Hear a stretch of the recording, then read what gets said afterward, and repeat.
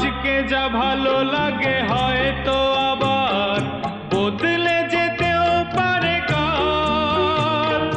ঝরিয়ে মরা পাতা ফোটাবে নতুন কুড়ি শুকনো গাছের কোনো ডাল। আজকে যা ভালো লাগে হয়তো আবার বদলে যেতেও পারে কাল। ঝরিয়ে মরা পাতা ফোটাবে নতুন কুড়ি শুকনো গাছের কোনো ডাল।